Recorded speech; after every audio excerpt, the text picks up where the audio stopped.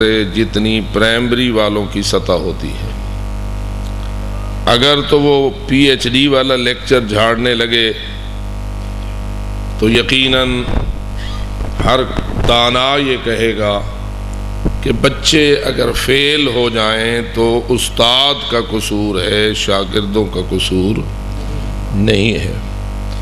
اس لیے ضروری ہوتا ہے کہ طلبہ، سامعین، سننے والوں کی سطح فکر کو سامنے رکھتے ہوئے گفتگو کی جائے۔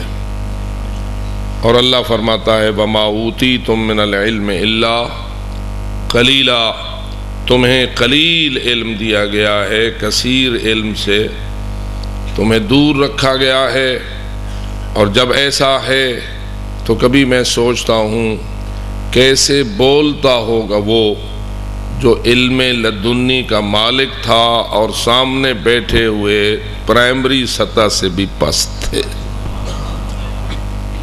بالخصوص سید الانبیاء حضرت جناب محمد مصطفیٰ صلی اللہ علیہ وآلہ وسلم نے جب تبلیغ حق کا آغاز کیا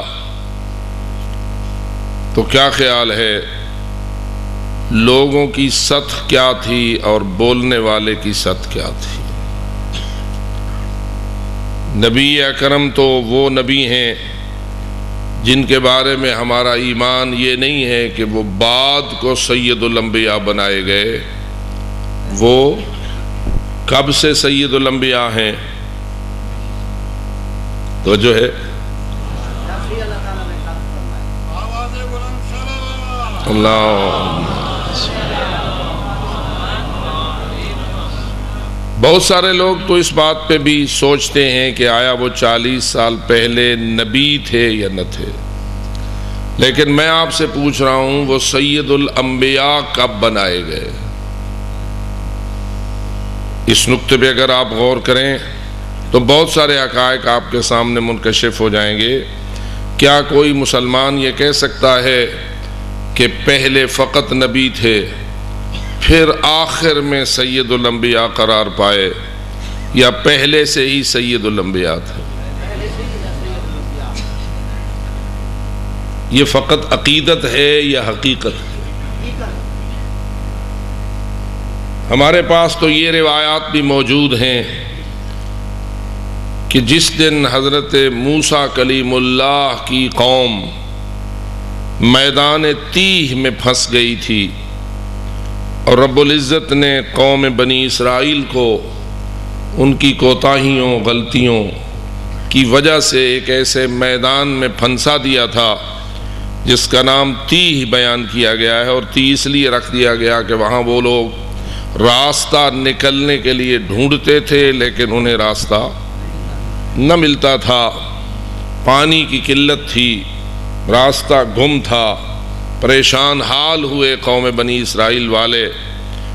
جب اور کوئی سہارا نہ رہا تو حضرت موسیٰ کلیم اللہ کی خدمت میں عرض کرنے لگے کہ اے اللہ کا رسول، ہمارے لیے دعا کیجئے خدا ہمیں پانی کا انتظام کر دے۔ حضرت موسیٰ کلیم اللہ کے متعلق روایت موجود ہے کہ موسیٰ کلیم اللہ نے اپنے دست دعا اٹھائے، ایک دعا جن الفاظ سے اللہ سے مانگی اور اللہ نے اس دعا کو قبول فرمایا، کیا وہ الفاظ میں آپ کے گوش گزار کر دوں؟ فقط سننے کے لیے سنو گے جی؟ کیونکہ ہمارے ہاں مجلسیں سنی جاتی ہیں، سمجھی نہیں جاتی، سمجھی جاتی ہیں تو پھر مانی نہیں جاتی، مانی جاتی ہیں تو عمل نہیں کیا جاتا۔ آپ کا پروگرام کیا رہے گا؟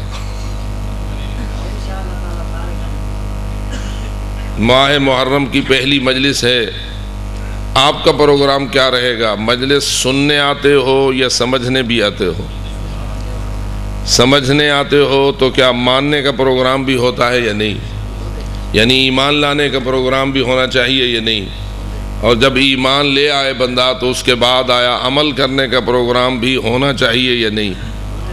اور اگر فقط سننا ہو، سمجھنا نہ ہو، تو نبی اکرم کو سننے والے بہت سارے تھے اگر میں یہ سوال کر لوں کہ سید الانبیاء کی مجلسوں میں شریک ہونے والے لوگ کتنے فیصد کامیاب رہے؟ 100%؟ جی 100% فیل رہے؟ نبی اکرم کی جو کلاس تھی میدان غدیر کے مطابق 1,20,000 کی تعداد تھی. یہ سارے نبی کی کلاس ہو گئے نا، نبی اکرم کے شاگرد ہو گئے. نبی کا شاگرد صحابی ہوتا ہے اور صحابی نبی کا شاگرد ہوتا ہے.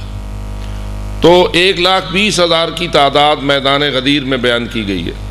اتنی بڑی کلاس، اتنی بڑی جماعت، اتنی بڑی امت، اتنے بڑے شاگرد، اتنے زیادہ صحابہ، کیا کہیں گے ہم؟ سارے پاس ہوئے،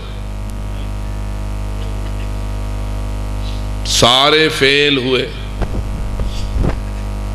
جواب کیا آئے گا؟ کچھ پاس ہوئے اور کچھ فیل ہوئے. خاندان کی بنیاد پر پاس ہوئے، قوم اور قبیلے کی بنیاد پر پاس ہوئے، رنگ و نسل کی بنیاد پر پاس ہوئے، دولت و ثروت کی بنیاد پر پاس ہوئے. بس پاس ہونے کا کیا معیار تھا تاکہ ہم بھی اسی معیار کو لے کے چلیں؟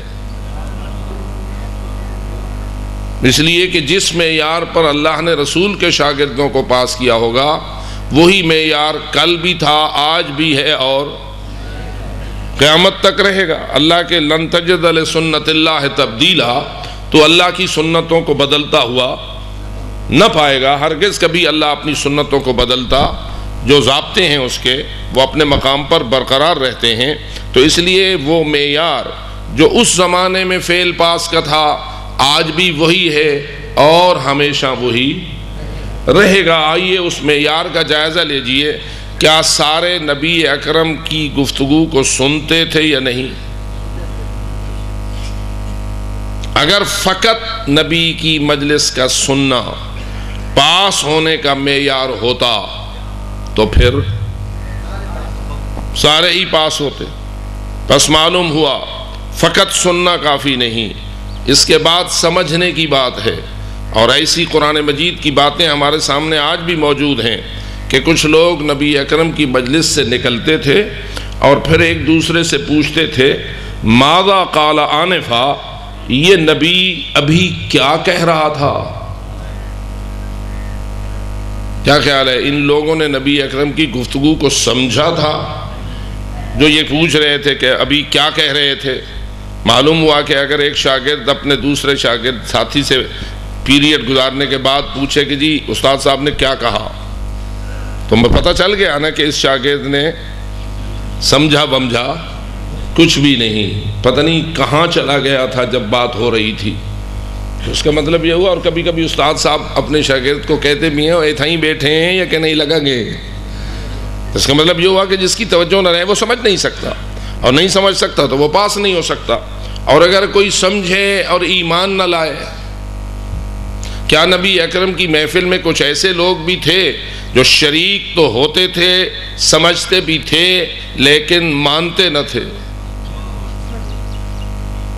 آج تک قرآن مجید منافقین کا تذکرہ اسی لیے چھوڑ رہا ہے کہ لوگوں یاد رکھو فقط سننا اور سمجھنا کافی نہیں جب تک کہ ایمان نہ لایا جائے.